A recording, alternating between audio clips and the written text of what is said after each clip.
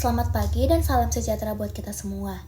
Puji dan syukur kita panjat kepada Tuhan Yang Maha Esa, sehingga kita dapat menyelesaikan tugas ini dalam keadaan sehat. Baik, saya sebagai pemateri yang pertama, perkenalkan nama saya Yolanda Gabriela Sinaga. Di sini saya akan menjelaskan tentang analisis keamanan data dalam sistem informasi perbankan. Baik, yang pertama ada pendahuluan. Sistem informasi perbankan harus memastikan perlindungan data nasabah untuk mencegah pencurian dan serangan cyber. Nah, meskipun beberapa metode keamanan ini sudah diterapkan, kebocoran data pada institusi keuangan menunjukkan adanya celah yang dapat dimanfaatkan penyerangan.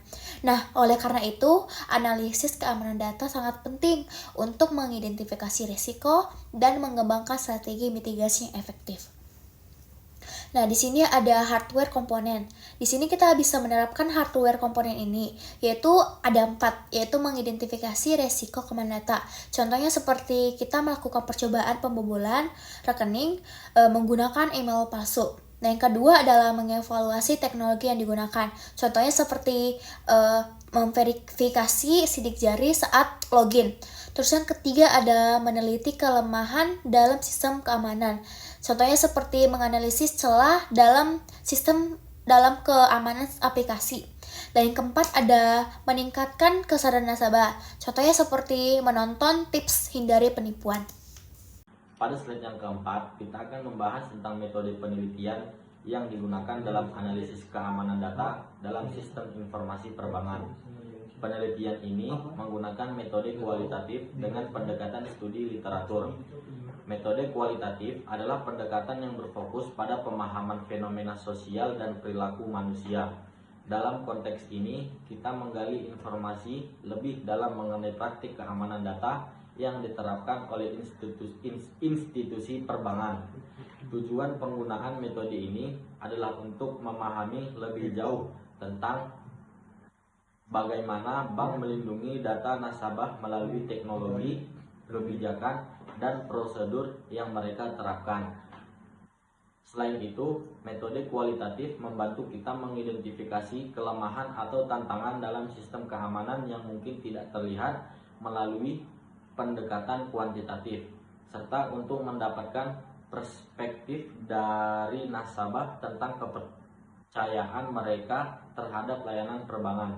Penelitian ini juga menggunakan pendekatan studi literatur. Dengan studi literatur, kita dapat menganalisis tren terkini dan praktik terbaik yang digunakan oleh bank-bank di berbagai negara. Pendekatan ini memungkinkan peneliti untuk menyusun kerangka teoritis yang dapat digunakan untuk menganalisis lebih lanjut masalah keamanan data.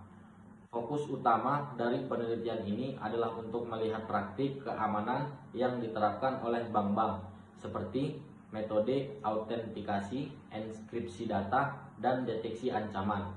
Keuntungan utama dari metode ini adalah efisiensi waktu dan biaya, karena kita bisa mengandalkan sumber-sumber yang sudah ada, yang telah terverifikasi keakuratannya melalui proses per review. Selanjutnya, pada slide yang kelima, kita akan membahas mengenai identifikasi ancaman yang sangat penting dalam keamanan data sistem informasi perbankan. Identifikasi ancaman adalah langkah pertama dalam memahami risiko yang dihadapi oleh institusi perbankan. Ada beberapa ancaman utama yang harus diperhatikan oleh bank, di antaranya adalah serangan cyber. Contohnya adalah serangan DDoS, di mana penyerang membanjiri server dengan lalu lintas berlebihan, membuat layanan perbankan tidak dapat diakses. Selain itu, malware dan ransomware juga menjadi ancaman besar.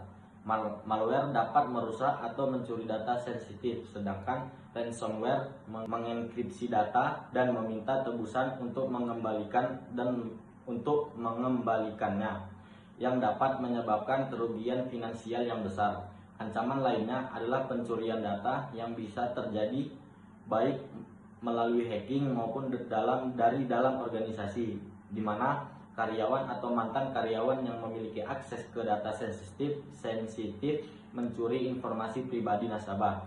Terakhir, kita juga harus waspada terhadap phishing yang sering dilakukan melalui email yang tampak sah untuk mencuri data pribadi nasabah. Phishing bisa berupa email umum atau lebih terarah, yaitu spear phishing, yang menargetkan individu atau organisasi tertentu. Dengan memahami berbagai jenis ancaman ini, bank dapat lebih siap untuk mengembangkan strategi keamanan yang efektif, termasuk penerapan teknologi yang canggih, pelatihan karyawan, dan peningkatan kesadaran nasabah mengenai praktik keamanan yang baik. Selanjutnya yaitu evaluasi sistem keamanan. Ada beberapa poin dalam evaluasi sistem keamanan. Yang pertama yaitu enkripsi data. Enkripsi data ini adalah proses mengubah informasi asli menjadi bentuk yang tidak dapat dibaca dengan menggunakan algoritma dan kunci tertentu. Tujuannya yaitu untuk melindungi data dari akses yang tidak sah selama transmisi dan penyimpanan. Enkripsi ini sangat penting dalam menjaga kerahasiaan data, terutama dalam konteks perbankan dan transaksi online, di mana informasi sensitif seperti nomor rekening dan data pribadi harus dilindungi dari pencurian. Contoh, misalnya saat melakukan transaksi perbankan online, data yang dikirim antara pengguna dan server bank dienkripsi menggunakan protokol seperti SSL atau TSL. Sehingga jika data tersebut dicegat oleh pihak ketiga, mereka tidak dapat membacanya. Kemudian, poin kedua yaitu autentikasi. Autentikasi ini adalah proses verifikasi identitas pengguna sebelum memberikan akses ke sistem. Ini memastikan bahwa hanya pengguna yang sah yang dapat mengakses informasi atau layanan tertentu. Ada beberapa metode autentikasi. Yang pertama yaitu kata sandi. Pengguna memasukkan kata sandi yang telah ditentukan sebelumnya untuk mengakses akun mereka. Kemudian, yang kedua yaitu biometrik, menggunakan fitur fisik unik pengguna seperti sidik jari atau pengenalan wajah untuk verifikasi identitas. Kemudian, yang ketiga yaitu autentikasi dua faktor atau 2FA. Dengan cara menggabungkan dua metode autentikasi, misalnya kombinasi kata sandi dan kode yang dikirimkan melalui SMS untuk meningkatkan keamanan. Dengan menerapkan autentikasi yang kuat, bank dapat mencegah akses tidak sah dan melindungi akun nasabah dari potensi penipuan. Kemudian, poin ketiga yaitu pengawasan aktivitas mencurigakan. Pengawasan aktivitas yang mencurigakan melibatkan pemantauan dan analisis aktivitas dalam sistem untuk mendeteksi perilaku yang tidak biasa atau yang mencurigakan, yang dapat menunjukkan adanya ancaman atau serangan. Ada beberapa metode pengawasan aktivitas yang mencurigakan. Yang pertama yaitu Sistem Deteksi Intrusi atau IDS dengan menggunakan perangkat lunak untuk memantau jaringan dan sistem untuk mendeteksi aktivitas yang mencurigakan. Kemudian yang kedua, analisis log dengan memeriksa catatan aktivitas sistem untuk menemukan pola yang tidak biasa seperti upaya login yang gagal berulang kali atau akses dari lokasi yang tidak biasa. Dengan memantau aktivitas yang mencurigakan, bank dapat merespon dengan cepat terhadap potensi ancaman, mengurangi risiko kebocoran data, dan menjaga keamanan sistem keseluruhan. Kesimpulannya, bahwa evaluasi sistem keamanan yang mencangkup enkripsi data, autentikasi yang kuat, dan pengawasan aktivitas yang mencurigakan adalah langkah-langkah penting untuk melindungi informasi sensitif dalam sistem perbankan. Dengan menerapkan strategi ini, bank dapat meningkatkan kepercayaan nasabah dan melindungi data mereka dari ancaman yang terus berkembang. Kemudian, rekomendasi peningkatan keamanan. Selanjutnya yaitu rekomendasi peningkatan keamanan. Ada beberapa poin rekomendasi peningkatan keamanan. Yang pertama yaitu blockchain. Blockchain adalah teknologi yang menyimpan data dalam bentuk blok yang terhubung secara berurutan dan aman. Setiap blok berisi informasi transaksi dan memiliki hash yang unik, sehingga membuatnya sulit untuk dimanipulasi. Kemudian, ada beberapa keunggulan dari blockchain ini. Yang pertama yaitu transparansi, yaitu semua transaksi yang dicatat dalam blockchain dapat dilihat oleh semua pihak yang berwenang, sehingga meningkatkan akuntabilitas. Kemudian yang kedua yaitu ketahanan terhadap manipulasi, karena setiap blok terhubung dengan blok sebelumnya. Mengubah informasi dalam satu blok akan memerlukan perubahan pada semua blok berikutnya yang hampir tidak mungkin dilakukan tanpa persetujuan jaringan. Kemudian yang ketiga yaitu penerapan dalam perbankan. Dengan menerapkan teknologi blockchain, bank dapat meningkatkan keamanan transaksi dan mengurangi resiko penipuan serta mempercepat proses verifikasi transaksi. Kemudian poin yang kedua yaitu dua faktor keamanan atau 2FA. Dua faktor keamanan adalah metode autentikasi yang memerlukan dua bentuk verifikasi sebelum memberikan akses ke akun. Ini biasanya melibatkan kombinasi sesuatu yang diketahui, seperti kata sandi, dan sesuatu yang dimiliki, seperti ponsel untuk menerima kode. Kemudian, ada beberapa keunggulan dari dua faktor keamanan atau 2FA ini. Yang pertama, yaitu lapisan keamanan tambahan. Dengan menambahkan lapisan keamanan ini, bank dapat secara signifikan mengurangi resiko akses tidak sah, bahkan jika kata sandi pengguna dicuri. Kemudian yang kedua yaitu meningkatkan kepercayaan nasabah. Nasabah akan merasa lebih aman menggunakan layanan perbankan online jika mereka tahu bahwa langkah-langkah tambahan untuk melindungi akun mereka. Kemudian yang ketiga yaitu implementasi.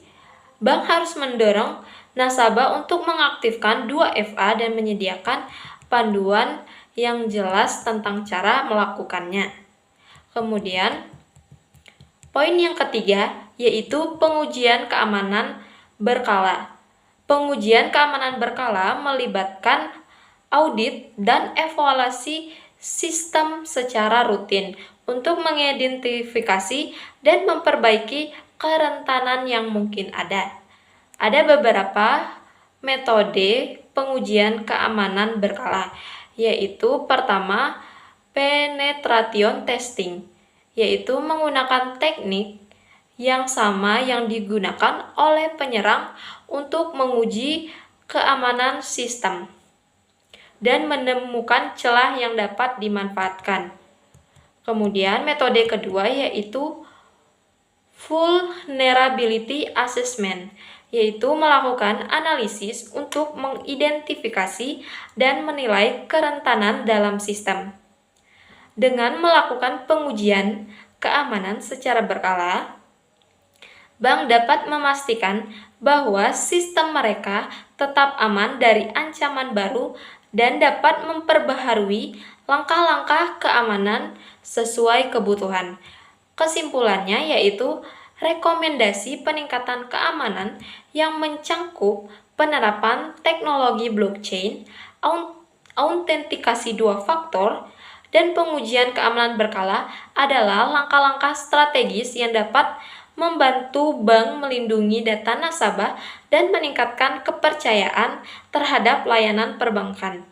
Dengan mengadopsi pendekatan ini, bank dapat lebih siap menghadapi tantangan keamanan yang terus berkembang. Mengenai dampak keamanan data terhadap nasabah serta beberapa contoh kasus dan solusi pencegahannya. Keamanan data sangat penting, terutama di sektor perbankan dan lembaga keuangan. Jika keamanan data tidak terjaga, ada beberapa konsekuensi yang bisa terjadi, diantaranya 1. Kebocoran data pribadi. Informasi sensitif seperti nama alamat, nomor rekening, atau KTP dapat bocor dan disalahgunakan oleh pihak yang tidak bertanggung jawab. 2. Pencurian identitas. Data yang bocor bisa digunakan untuk mencuri identitas nasabah, misalnya membuka layanan keuangan baru atau melakukan penipuan atas nama korban. Yang ketiga, kehilangan dana atau pencurian uang. Dalam kasus yang lebih serius, penjahat cyber dapat mengakses rekening bank nasabah dan memindahkan dana mereka secara ilegal. Yang keempat, ada penipuan dan phishing nasabah dan dengan data. Data yang bocor sering menjadi sasaran serangan phishing, di mana penipu memanipulasi korban agar memberikan akses tambahan ke rekening mereka. Dan yang kelima, kerugian reputasi. Kebocoran data dapat menyebabkan nasabah kehilangan kepercayaan terhadap lembaga keuangan sehingga mempengaruhi loyalitas dan reputasi bank.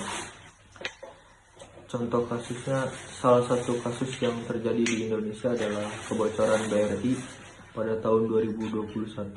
Data pelanggan seperti KTP, nomor telepon, dan polis asuransi bocor dan dijual di forum online ilegal.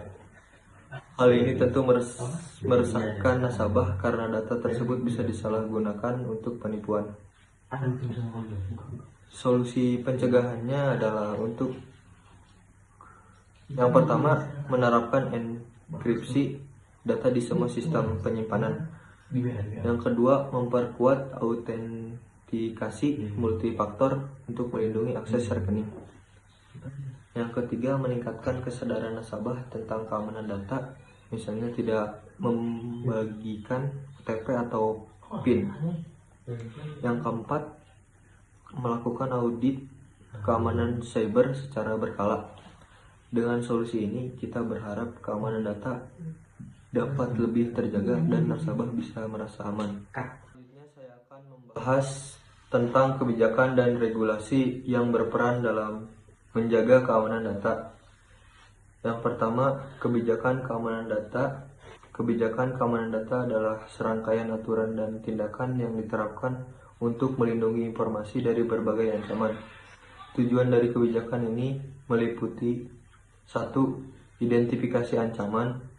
Mengidentifikasi ancaman, potensi risiko yang dapat mengganggu keamanan data. 2. Pencegahan insiden. Mengimplementasikan langkah-langkah untuk mencegah pelanggaran keamanan data. 3. Pengurangan kerentanan. Meminimalkan risiko terjadinya insiden keamanan. Kebijakan ini mencakup berbagai aspek seperti keamanan fisik, manajemen akses, perlindungan data, dan tanggap darurat. Yang kedua, ada regulasi keamanan data. Selain kebijakan internal, regulasi keamanan data juga berperan penting. Regulasi ini adalah aturan yang ditetapkan oleh pemerintah atau badan pengatur untuk mengatur bagaimana data dikelola dan dilindungi. Contohnya, Undang-Undang Perlindungan Data Pribadi mengatur tanggung jawab dalam pengumpulan data, pengolahan data pribadi. Yang kedua, kewajiban pelaporan. Organisasi ini wajib melaporkan insiden kebocoran data kepada otoritas terkait. Dan yang ketiga, standar keamanan. Industri atau contohnya FCI, DSS untuk keamanan data, kartu kredit, dan HIPAA untuk data kesehatan.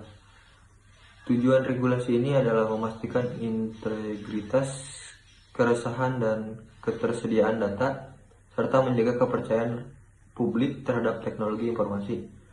Contoh kasus pada tahun 2017, Equifax, salah satu perusahaan pelaporan kredit terbesar di Amerika Serikat, mengalami pelanggaran data yang mengakibatkan bocornya informasi pribadi sekitar 147 juta orang, termasuk nomor jaminan sosial.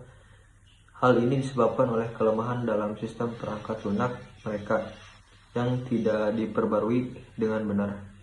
Solusi yang bisa diambil, Equifax harus memperbaiki kebijakan patching mereka dengan memperbarui perangkat lunak secara rutin agar celah keamanan tertutup.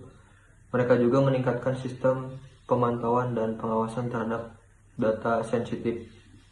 Dari kedua slide ini, dapat kita simpulkan bahwa keamanan data adalah tanggung jawab bersama, baik dari pihak lembaga keuangan maupun nasabah itu sendiri. Dengan kebijakan yang tepat dan regulasi yang kuat, kita bisa meminimalkan risiko kebocoran data serta melindungi kepercayaan nasabah.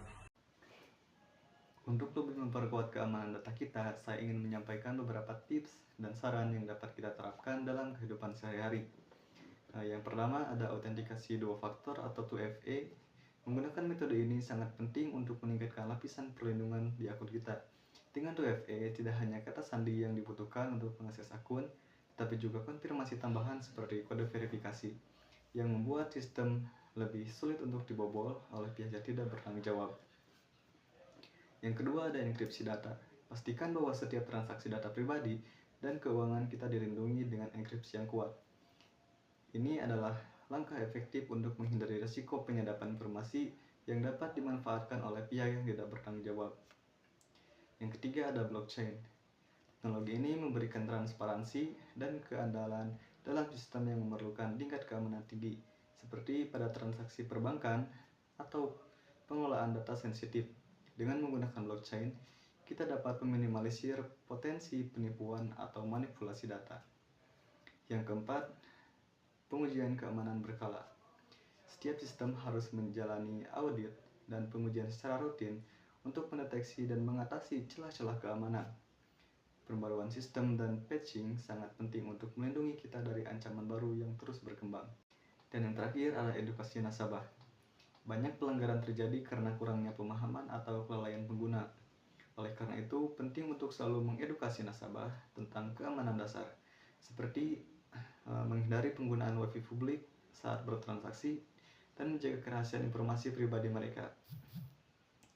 Jika kita secara bersama-sama menerapkan langkah-langkah ini, kita tidak hanya melindungi data pribadi kita, tetapi juga ikut menciptakan ekosistem digital yang lebih aman dan terpercaya. Terima kasih.